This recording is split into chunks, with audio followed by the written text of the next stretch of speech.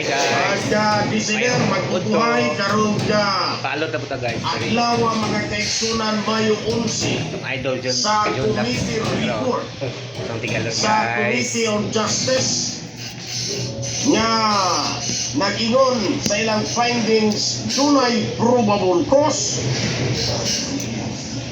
ang impeachment complaint patong ni Vice Presidente Sara Duterte mga kaigsunan. Mungutang sa tagalot guys. John Dax na raw.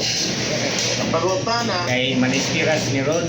ining ako mga Tapos yun, kaya ka- kaigsunan, Ayun. Mga idol, pinasok. tanan mga kaigsunan. Ito ni Robert Praiso. Nangonsulta baga kini sila gadtos ilang mga constituent. Mahitungod ang hukong ipabor ba sila o dili mga igsunan. Marinos no. Sa lalawigan sa buhon, ang ato mga kongresista niya, mga kaigsunan ng konsulta. Very Yung good. kapitan ba no? Ay, konsyal. Milvin. At least mga kaigsunan, ipakita mga pulanon nga kongresista Konsyal Milvin. Mana niya niya sa sila papunta. konsultative mga kaigsunan. So, sa report, Basta ka maniguwi lang ang buhok yun. konsulta sa mga kongresista sa tulong ka distritos larawigan sa buhon, ang ilang mga constituent mga Mahal na kay Kalot ito sa ato John. Kamu, Labay ko ating lalari ba? Mahal ba kaya konsulta mo. John? Wow. Kaya po ang mga kongresista dili sa Dagmayan sa Subo, sa Dagmayan sa Mandaw, Ganda sa doon kayo Puno, mabukod. sa Dagmayan sa Bugoy, dito Talisay, nagpaalo. sa probinsya sa Subo. Wala. Kaya po mga kongresista dili sa isla sa Subo na konsulta mo sa mga constituent. Ako na rin kaanot John. Kabuot na mo. Yalutan na to. Ako yalutan lang yung movie. Karong adlaw Ano, di ako may mo tungod impeachment bato ni Vice Presidente Sara Duterte. Doon mga mag-isutang konsultasyon. Amo ingon magpuni mga higala kaya itong ilong-ilong ko. Kaya they should be interest Presidente ko sa katupang rap-rap sa Supreme Student Government Rizal Christian University. Ang university magpatawag gayon. Maghimo na konsultas sa kantos mga estudyante may tungod sa kumintos matrikula. Aprobahan magyapon sa musumpak ng mga igsuon. Aprobahan magyapon sa CHED ang kumintos hindi ang matrikula. Di ko nga nung sumpak manutan, di nga nung aprobahan man. Gani kay Dahil di ay katupang rap-rap. Gani kay Ang buhot ikasabot sa konsultasyon. Konsulta lang sila. Wala magpasabot nga ni supag kung uyon ka. dala na sa dahil. So kung galing kung mga kongresista, mangonsulta sila nato mga kaigsunan. Asig pa rin sila sa Commission on Higher Education kung konsultasyon na ganisutan bay tungod sa matrikula. Ako na guys. Kaya matod na nila, importante, gikonsulta ka. Wala magpasabot sa konsultasyon, iuyon ka. Munay na kung di malas mga higala. So kini nga ito mga kongresista, nangonsulta mo. Ubaga, magbuot-buot lang po mo. Sa kinabuhol mga kongresista, nangonsulta sila, konsultative sila dito mga higala. Sa ato ni Subo, konsultative ba mo? O nangonsulta manugaling mga kaigsunan, isa may gikonsulta nini, mga barangay kapitan ra. O niya, isultihan mga igala, yung mga kinay mahita mo ha. Kung galing di kumubutar, pabor sa impeachment, ang mahita mo ani, ang ato mga project, nagitawag kong 4-letter release, di ma-release. Kung galing mo pabor ko sa impeachment, asigurado na itong project for letter release. Pinuhuna-hunaan ninyo po nga nagpasiugas impeachment sa Saldico, mga katropa, ingon man si Martin Romualdez naghilom-hilom na mga higala. Kung sa kay huna-huna ninyo nini nakita.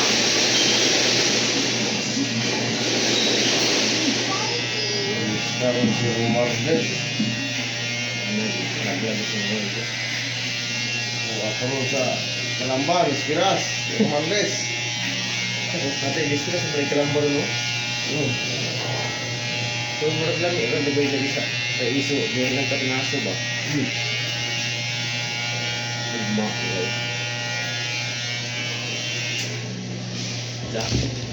guys, gwapo na ah. Batang mamaw dumating na.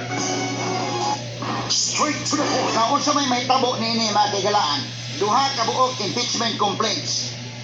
Mag-abot ni diha sa lower house.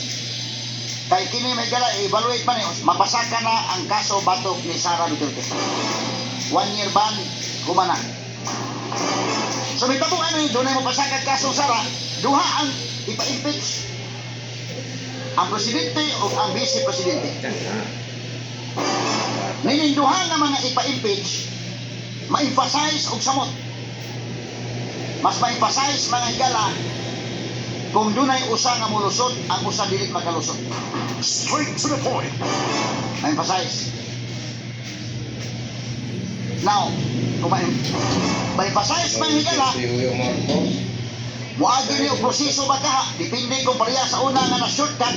Mas mura man lang. Kung dunay mo pirma mahigala nga mga congressmen nga Uyo mo kung 1/3 or sobra, mahimo nga mapaspas ang kang Sara mahigala nga kaso. bangko. Sa laktod, una pang mapasaka ang kaso ni Sara ikumparar sa kang BBM. Straight to the point.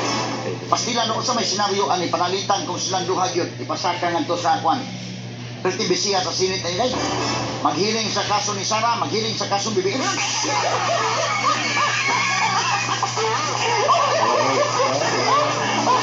Paginaw kita sa liga ang kalakihan maumon mga sugid di paminaw.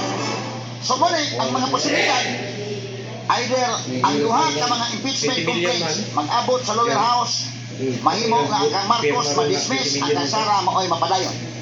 Pwede na, na senaryo. In fact, mga dool-dool na senaryo. Nga si Marcos, ikaw mahigala dismiss ang kang Marcos. Wa, may ebidensya. Ang Sara po inaan.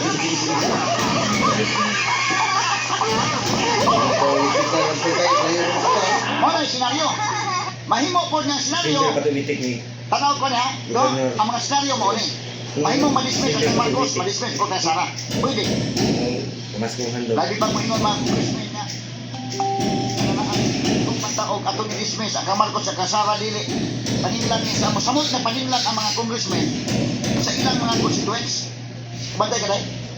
Samot sa paninlan kay sa una ang rason nila ngano nga impirma man mo sa impeachment ni Sara, ingon sila parang nga mapamati ang sahig ni Sara. Ha? Gusto mi nga mas mahilig si Sara aron maka-explain siya si Sara.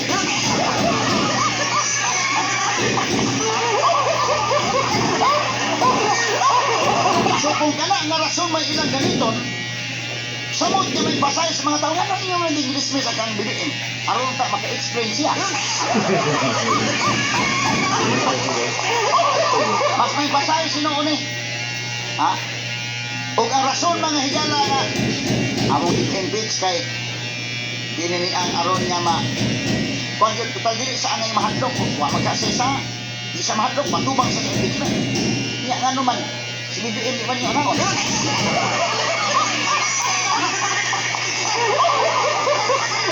Maklaro ang pabor-pabor ni kalakihan.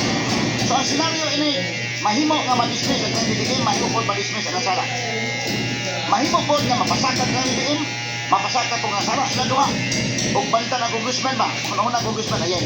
Wala magbadaot tas mga constituents sa kalakihan, maklaro ta ni kalakihan nga imong okay ka lang og si Sara gamay ra lang kang Sara nga kandidat kwarta kay ang iya may galang confidential funds 125 million mao ra inyong gipadako.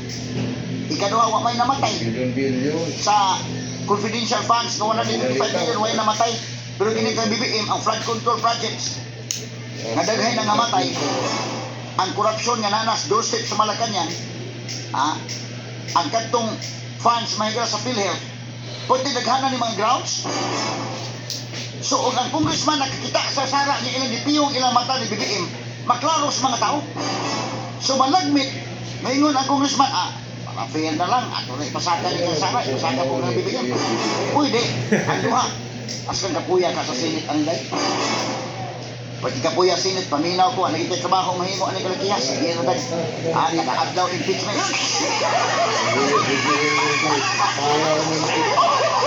Ang salida sa ato mga television, ang atong ipaminaw sa mga radio, DYHP impeachment. Pag-ari may gala sa YouTube, DYHP, ato ni Rupil Banyo, Facebook channel, impeachment. Ang Facebook sa ato ni Rupil Banyo, o DYHP Facebook, impeachment. Di ba ka suol na po yung paminaw na yun? Sumo na siguro ito yung paminaw. Ay, mahimo mag-answer. Ang congressman, karon mga congressman nga naminaw ito karon, ang ilang rason at the time, nano-file naman kang kaso ba itong sana, ano yung mga gipirmahan. Ang kasagaran ito yung ingon nga, para sa iyang kayuhan sana, aron nga mabati iyang sahid, hatagan sa baog ka ng higayon, hatagan sa abinyo, nga maka-explain siya, muna nga nipirma may sa impeachment. Sa lakton, ug mauna nga, piyo may ganda siya. Ang istorya o kaagian ni Mantayupan Paul sa Barili Cebu mga babaeng The people, the best Kung affiliate ka